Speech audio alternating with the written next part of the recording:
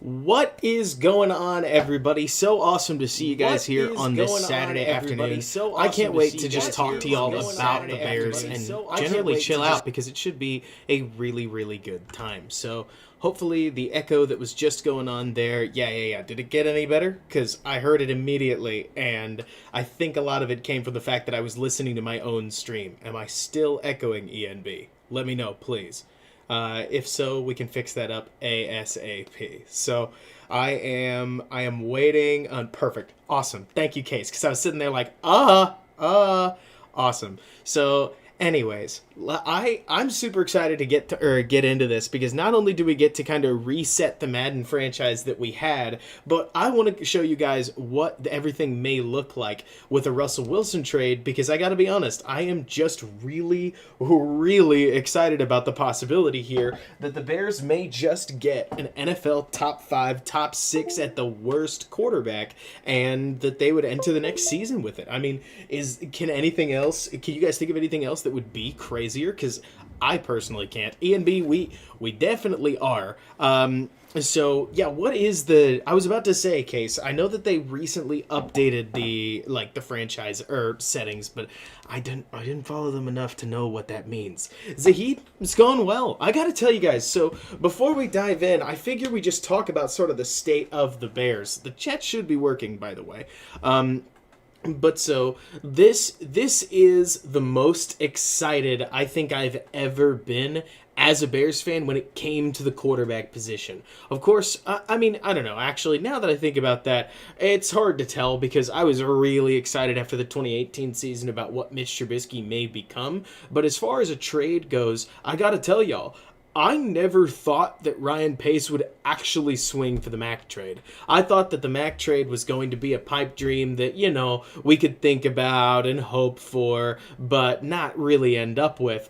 And in this case, it actually is starting to feel like the Bears may land Russell Wilson, and that's just beyond my understanding. I don't know why the Seahawks would trade him. I think that he's a phenomenal player and somebody that if it was me, I would much rather keep than give away. But hey, I'm not Pete Carroll. Pete Carroll seems to want to run a very different offense than what I'm accustomed to, or at least what I want to see the Bears doing, which is more that Andy Reid, Matt Nagy, West Coast style offense. But either way, this should be fun as we get to talk about. I've got everything. We're gonna go through. We're gonna edit some contracts because I want to show you guys what I think the cap could look like. I have prepared for you as close to a mock offseason as I can. So if everybody's ready, let's go ahead and start a brand new franchise, which of course we've got some time. Don't look at that. Don't look at that. Last time I saw it, I was losing and whatnot. And of course, we only win here on this channel. We only win as the Bears. So with it losing, we were going to come back anyways. Either way, let me see case. So now you can see MVPs, yearly stats. Yeah, no, that makes total sense. What is really weird is, at least based on what I was seeing earlier, it's so why cloud? Oh, okay, I gotcha. Let's do this then. But so yeah, we'll import the roster and we'll go from there. But Jared, I'm kind of with you. I've heard some people arguing against a Russell Wilson trade, and I don't really understand it. But hey, whatever. It's up to them at the end of the day. They can make their own decisions, and I would way rather the Bears end up in the setting where they have gutted some of their defense for a quarterback like Russell Wilson, if that's what it comes to. But again, we can talk about those in a little while. This whole thing is, I wouldn't call it crazy complicated, but I would say that it's complex. It's something that we can definitely unpack. But so let's see. Oh, E and B, probably about 300. Slim Jim, we're restarting because I want to do something with Russell Wilson here. Like I want to show off what this offseason would look like. But so let's see. Okay, so Case, I'm trying to follow what you got here. So we go use real life roster, or do we go use active roster? You guys tell me. But so ENB, probably out of 1,000. Like, I think I ran 1,000 votes, and it was 33% Trubisky and two new offensive tackles, which, I mean, it's tough. Okay, let's go with this. Here we go. Yeah, ENB, I saw that, that was 100% what happened, and it was different. It was definitely not what I anticipated, but yeah. Anyways, we'll take a look at this valuation and see what we can get as far as this goes. Thank you guys for this tip, by the way. That makes a lot more sense. But so here we've got league name and whatnot going on. We will jump in. ENB, I'm not 100% sure. I think that our linemen aren't phenomenal. I don't want to pretend like our linemen are incredible here. But I do think that there are some pieces that the Bears have that there's a reason Russell Wilson likes them, which, thank you guys for this info and whatnot. So now we can jump in. We can actually simulate the offseason with pick number 20. So first thing we're going to go do is we're going to negotiate with Allen Robinson. Now, I'm going to show you guys what I would want to do. And truth be told, I have absolutely no idea how to tag a player, but that doesn't really matter in this case. Yeah, the Bucs still won. Look at that.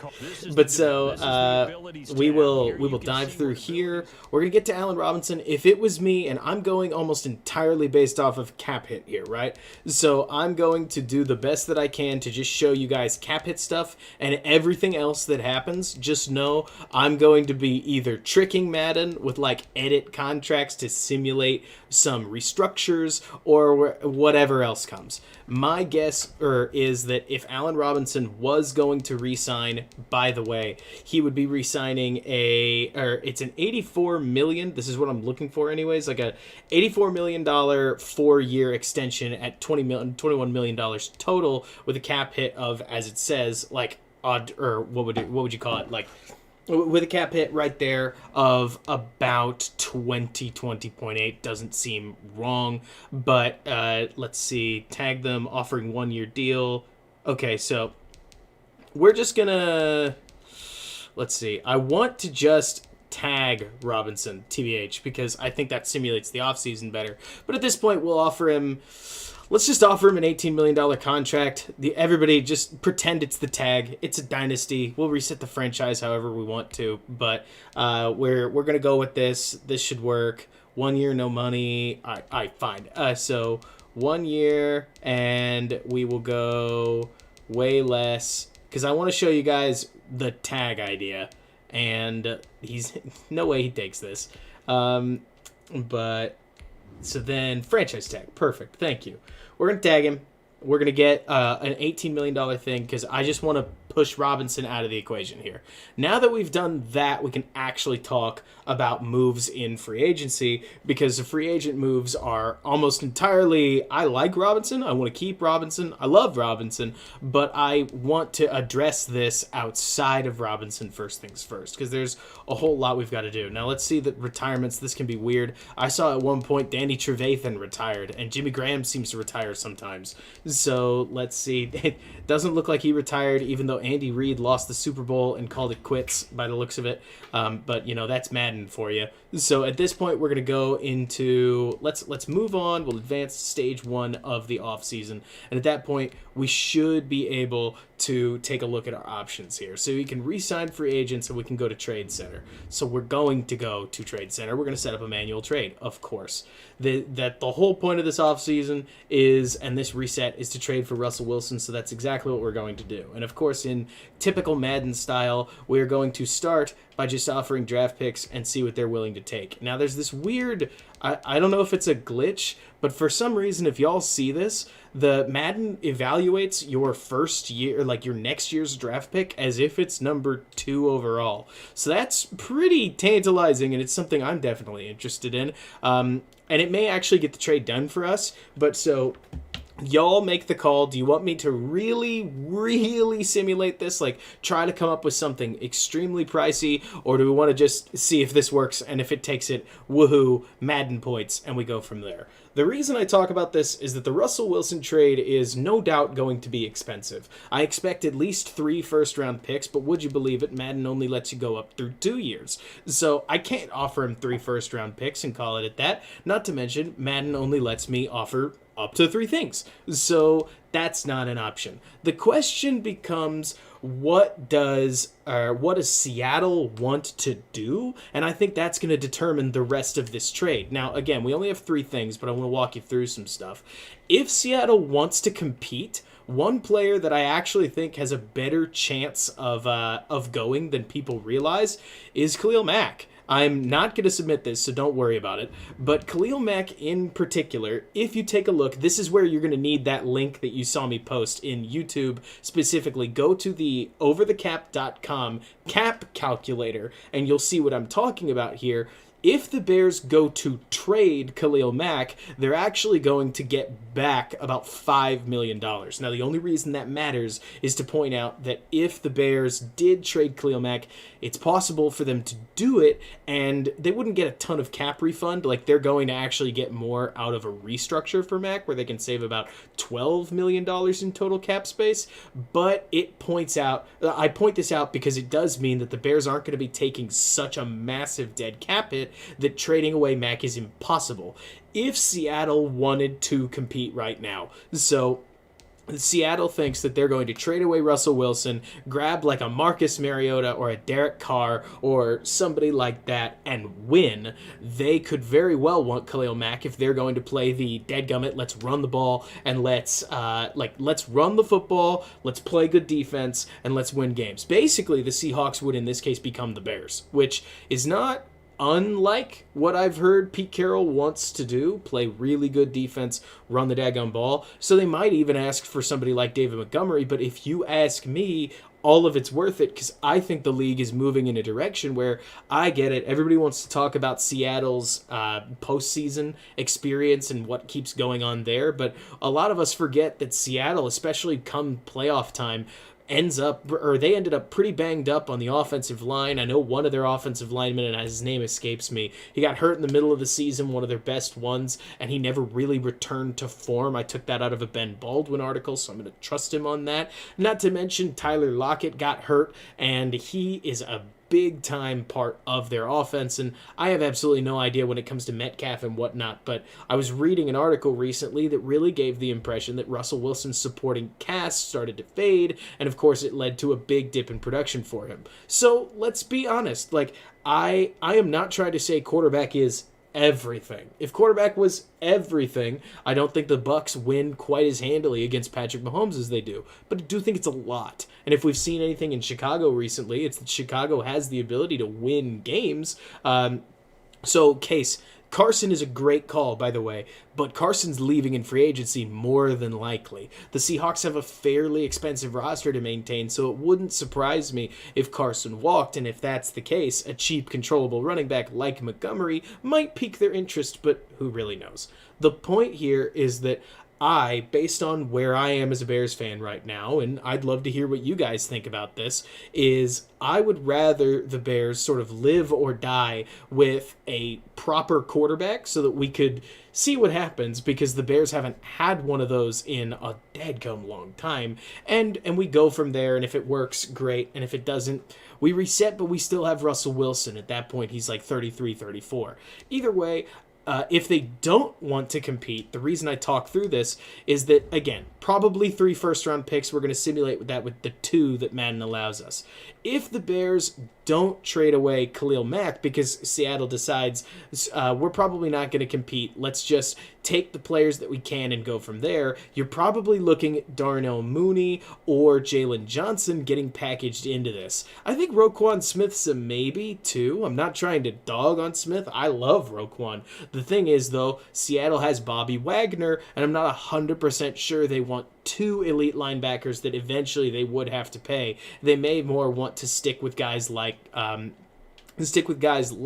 Johnson or Darnell Mooney, who might replace Tyler Lockett, that I believe is being paid somewhere in the ballpark of $14 million next year, and Tyler Lockett's a very good player. Seattle, moving away from Russell Wilson, might just not prioritize the position, quite like they're considering that they already have DK Metcalf. Seattle, honestly, in this setting, is the X factor. What do they want to do? As soon as we figure that out, a lot of the pieces of this trade make a lot more sense. And I agree with you, Case. I think Tyler Lockett is phenomenal. And I'm a Big 12 alum. I went to Baylor University, in case you don't know that. And that meant that I got to watch Tyler Lockett personally, and I was shocked he went in the 7th round. His success has just never surprised me.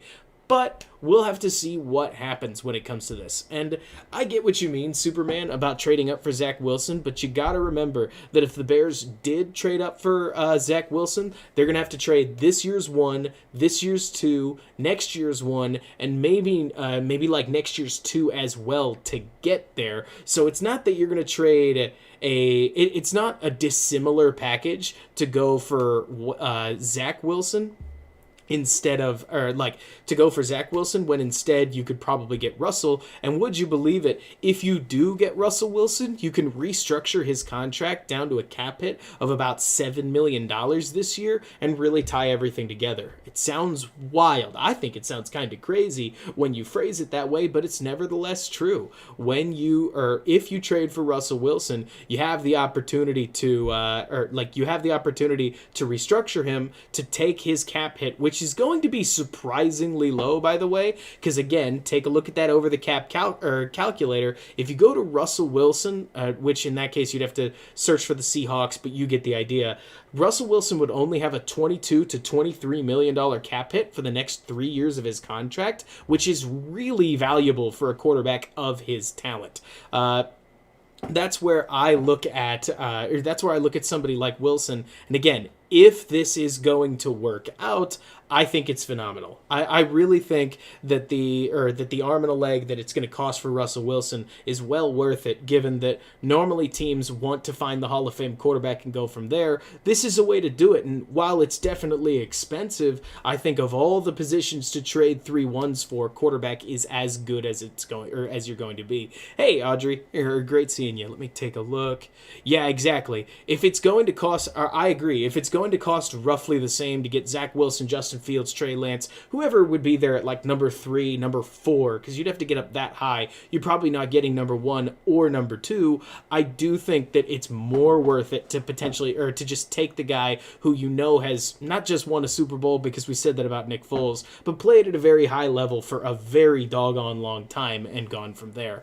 What do I think about the Bears drafting Mac Jones? It's a good question. It's hard to know. I swear, every day that goes by, Mac Jones goes further up draft boards. And I don't know that he necessarily should, but at the same time, I'm not the draft Nick that knows enough about positional value and whatnot to tell you where, like, I could take my best guess, but if a team likes Mac Jones, he could go top 10 easily. And a lot of that's because when you take a look at the draft order, you're going to see that most of those teams at the top 10 of the draft want a quarterback. So if they like Mac Jones, they're not going to pass on him, because I think Jacksonville takes a quarterback. I mean, obviously, I think the Jets take a quarterback. It would not surprise me if the Falcons take a quarterback, whether they deal Matt Ryan or not. Miami is not, and it is not an option for taking a quarterback. Philadelphia wants a quarterback if they can get one. The top 10 is just loaded with teams that not only could get a quarterback,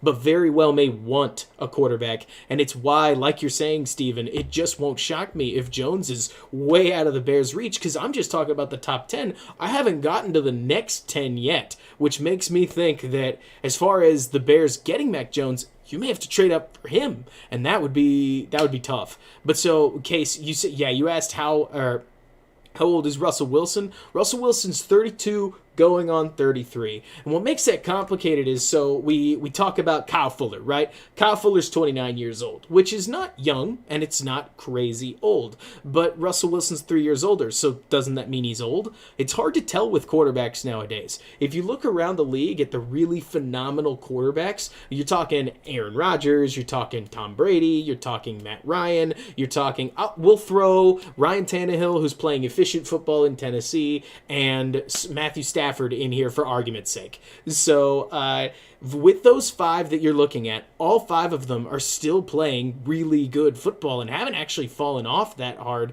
compared to what you would anticipate from any other position in football. Exactly like you're talking about right now, Case. I think it's a very plausible argument that if you're trading, say, 3 first-round picks and whatever else it takes, you're probably getting 2 great years and 3 good years in an absolute minimum sans injury. And Steven, like you're talking about, I agree with you. Wilson could play a really long time. Drew Brees has played through 42 years, I think.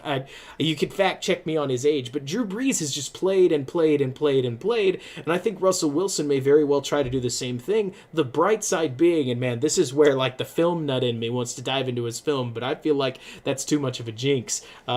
The bright side about Russell Wilson is that a lot of what he does with his arm. Yes, he's very squirrely in terms of his legs and takes what he can get and tends to tote the rock about 80 times a season, but at the same time, his deep ball is one of the best weapons that he has. He reads the field shockingly well. It just wouldn't surprise me if you protected him, Russell Wilson could stay upright and the quarterback of whatever team it is that he's playing for a doggone long time. The trouble is that Seattle in particular has just never really invested in his protection. That's not even some kind of a narrative. It's kind of the case. Seattle's offensive line has been look, I don't want to call it garbage, but it's not been good for as long as I can remember. And a lot of that's been because Russell Wilson can create with his own feet and deal with shoddy protection. But it seems like as he enters being in his mid and late 30s, he would like that to change. And I don't blame him. When you're 34, you don't run like when you were 27.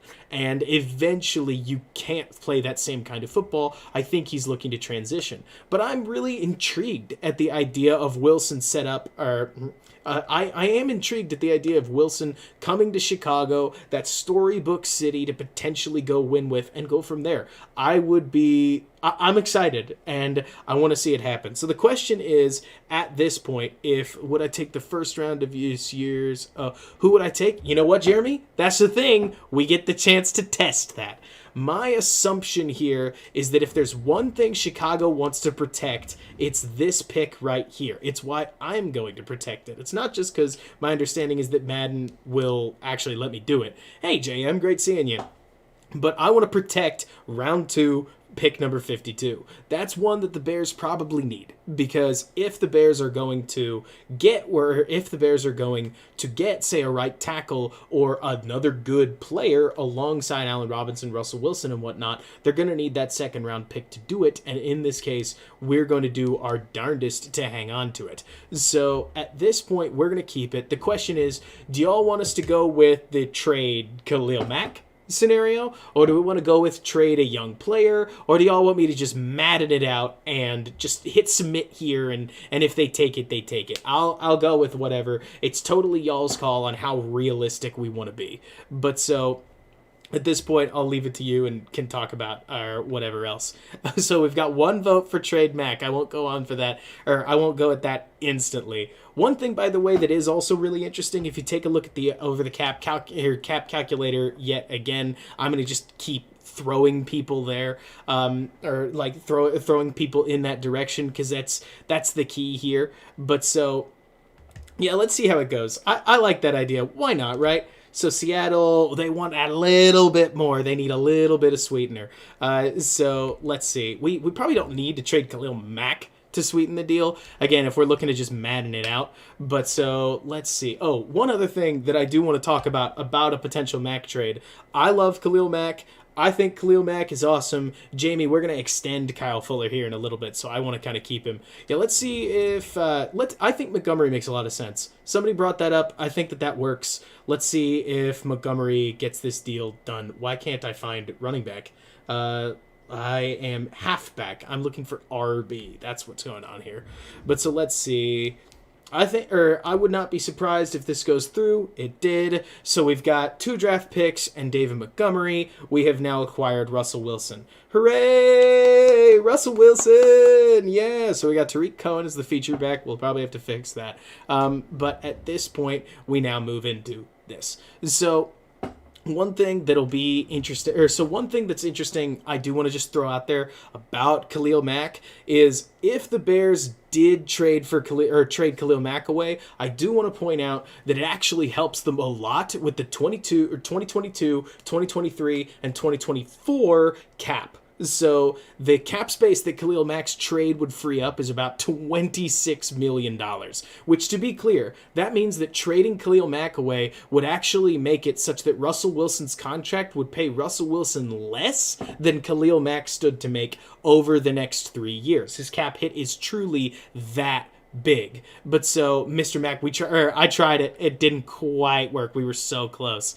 But so the reason that I then throw this out there is because if Mack does get traded, the Bears lose an elite player, a very, very, very good edge rusher. But what they actually gain is a little bit of cap flexibility in the next 3 years that when the cap goes up, say about $36 million, they're going to have about $60 million to play with. And I'm not saying Mack is replaceable. That's not the case. Mack's awesome. But he does cost a ton of money. Kanger, I'm really intrigued to know what happens with Deshaun Watson. At this moment, if I was going to tell you, I think Deshaun Watson is probably going to cost about 2 Russell Wilsons, but that's just me totally guessing.